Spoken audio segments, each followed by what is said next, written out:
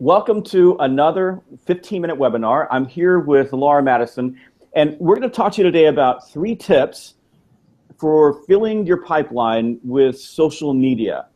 And Laura Madison is a rock star in social media. She's been mentioned in, and I'm going to have to read these out, Laura, because there's so many things that have been written about you. Automotive News, Advertising Age, you've been in Advertising Age, Edmonton.com.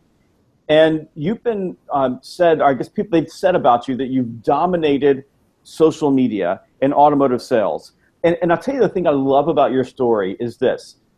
You got into automotive sales and realized that you were sitting on a lot or sitting inside the dealership waiting for people to come to you, along with probably 3 other, 50-year-old something guys in polyester suits. And you decided that that wasn't the way that life should be. You should go out in the world and go get people yourself.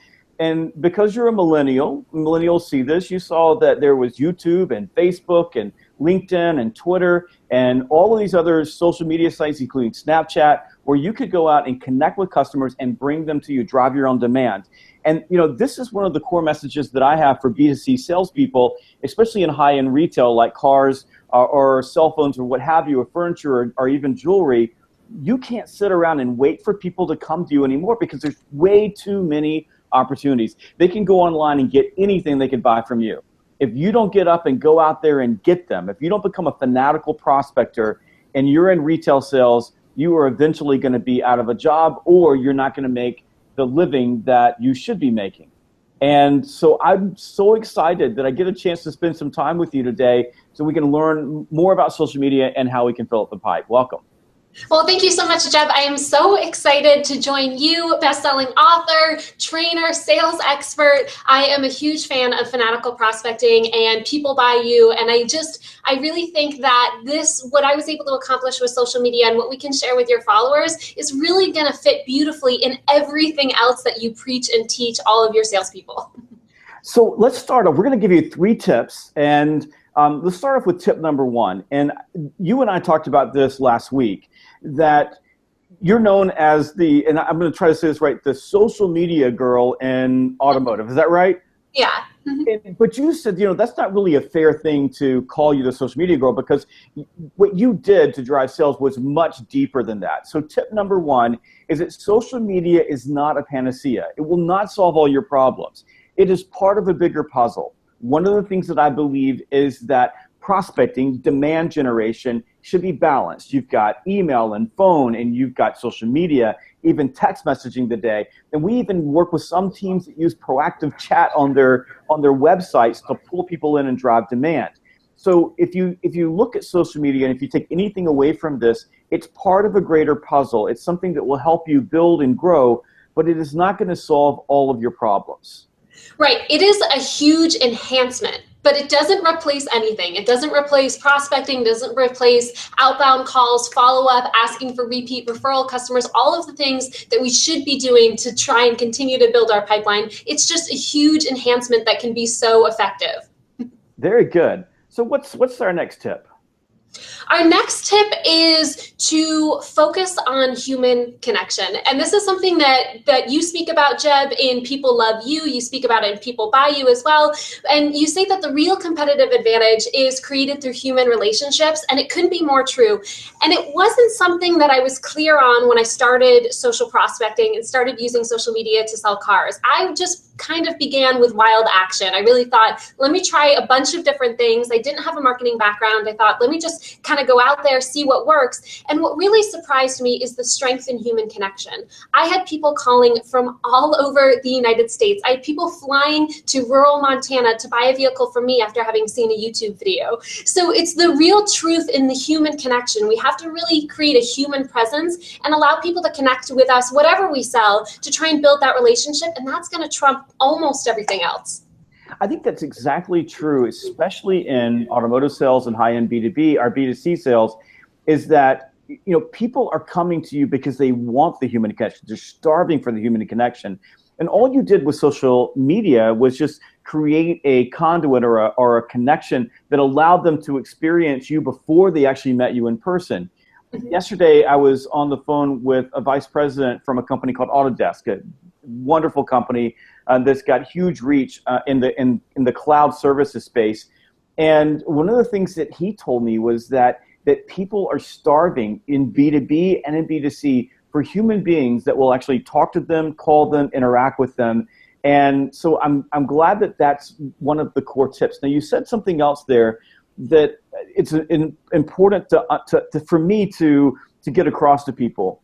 A lot of people use the term social selling, and I use the buzzword and the hashtags because it's easy, it's a great keyword, it pulls people in. But you use the word social prospecting, which is something that I think is much more appropriate in the space as a term versus social selling. And I'm wondering if you could expand on that.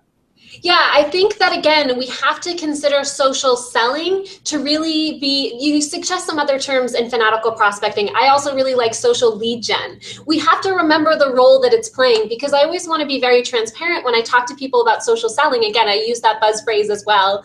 But I wasn't selling a car on Facebook. That's of course not how it worked. I was trying to create, interest. I was trying to, with things like YouTube, create an introduction to people I may have not otherwise met, and then drive them in to come and see me to shop for the vehicle. So I think when we talk about social, thinking about it from a lead generation standpoint or a prospecting standpoint is the way that you can be the most effective in trying to build your pipeline. Otherwise, we can sometimes get lost. We're talking in the automotive space, we can talk about lease payments over Facebook Messenger, and that's probably not going to be effective. We still want the customer in the showroom in front of us. So I really like these other terms, social prospecting, social lead gen, to really define what it is that's going to be effective. And so that brings me to tip number 3, and that is awareness. You have to be aware of what's going on around you. So what you're doing in social media, and you have to be there every single day. There's a lot of work in this, but you have to work at creating awareness of you and creating awareness of what's going on around you. And I'll give you an example of this. One of my reps noticed that a CEO that he was connected to had posted a question about the cost of turning over salespeople. And what he did was, as soon as he saw that, he looked up this person's information, and turns out their phone number was right on their LinkedIn profile, and picked up the phone and called, and turned out that the CEO picked up his phone. And he was at the Players down in Florida, so he picked up the phone while he was at a golf tournament. And that's the beautiful thing, is that phones are connected to people now. But you can imagine that instead of sending an email or typing something else in, he took the next action, which was, as you said in tip number 2, creating the human connection. And I think that's what's missing in this. The social media platform created the lead, and then he took action on it and picked up the phone and actualized that relationship. And what I see from so many salespeople is that they're plugging along, they're doing things on social, they're doing it part-time, some of them are doing it full-time, but they never take the relationship to the next step, and they're not aware of the little clues around them, but that are almost like neon signs that say this person is ready for someone to reach out and have a conversation.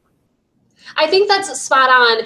When you talk about awareness, we have to also be aware of our end game. And I think social media is one of the places where we can almost lose sight of our end game sometimes, because it's fun. It's fun to connect with people. It's kind of fun to be a little nosy and poke around and see who's having their kitchen remodeled, or, who just had grandbabies born into the world. But I think that we need to always remember our awareness for our end game of closing the deal, of graduating this customer into a real prospect and having the sales conversations. So I think as much as we can stay on track with that kind of awareness too, we're always going to come back to the end game goal, which is to fill our pipeline and to sell more.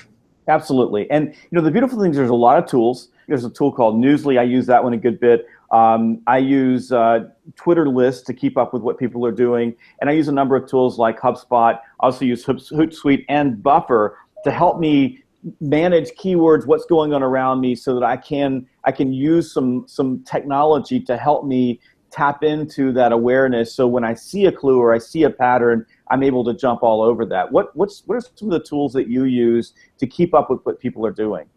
You've mentioned some really good ones. I love Hootsuite. I love Buffer for really being able to kind of see trends. And then very simply on Facebook, when you're on desktop, to the right-hand side of the screen, you'll see trending. And those are always great to try and kind of jump on keywords as long as it's relevant. Those keywords, whatever's trending on Facebook, can make you a lot more relevant. And I see more people trying to take advantage of that. And I think that's really a good move. And then the other one on Facebook in particular is video. That's just a great tool to use. So really trying to, if you haven't used video at all, or if you haven't really tried that in your social prospecting, that is something you need to tap into. And this is an example of creating Right. video for social prospecting, because maybe one of us gets a phone call from somebody who wants to tap into the things that we're talking about. Exactly. Yeah. Very good. And you have an amazing YouTube channel, by the way, and I people should go there. What's your name of your channel?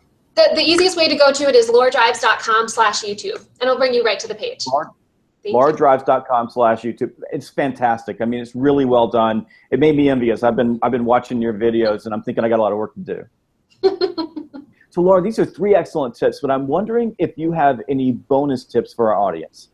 Definitely. There's one big bonus that I want to take straight out of Fanatical Prospecting, Jeb's most recent book, about what's in it for me. That's the biggest thing that I want people to focus on when they're creating content and when they're thinking about social prospecting and social lead gen. Sometimes what I see in the automotive space in particular, but across social media, is we're very self-aware and we're minding our own business, and we're talking about, hey, come see me the next time you want to purchase, and that's not necessarily compelling. Just like Jeb talks about in Fanatical Prospecting, we want to be facing the customer. We want to talk about what's in it for them. We want to give them value. We want to really give them a reason to come and see us for their next purchase. So every time you post on social media or you think about a video you could create, think about what's in it for them, because that's the content that's going to be compelling. And Jeb, you liked my YouTube channel. Thank you so much for that. I think what really made it effective is you'll see the overwhelming majority of the content is facing to customers. It's vehicle comparisons, it's insight, context, guidance into buying a car. And that kind of thing really got me a lot of attention, a lot of visibility, and a lot of leads. So what's in it for them is my biggest tip for social. That's one of my buddies, Jeffrey Gitomer, who wrote the Sales Bible and the Little Red Book of Selling. One of the things that he says all the time, and I totally buy into, is that you have to give value first, and then you get a payback. And sometimes when you give value, it's not a quid pro quo. You give value and you're expecting that you give it to a person, they're going to do something for you. I call that premeditated resentment. It just doesn't work that way. Yeah. But you give value, and the universe has a way of bringing that back and rewarding you. And I think that's a fantastic bonus tip. I want to, once again, thank you for joining me on the 15-minute webinar. Let's tell people how they can get in touch with you. Sure. So you can follow me on social channels at Laura Drives on Twitter, facebook.com/Laura Drives. And we do have a social selling course that's available. It's at socialsellingvt.com. So you can check it out there. Awesome. Thank you.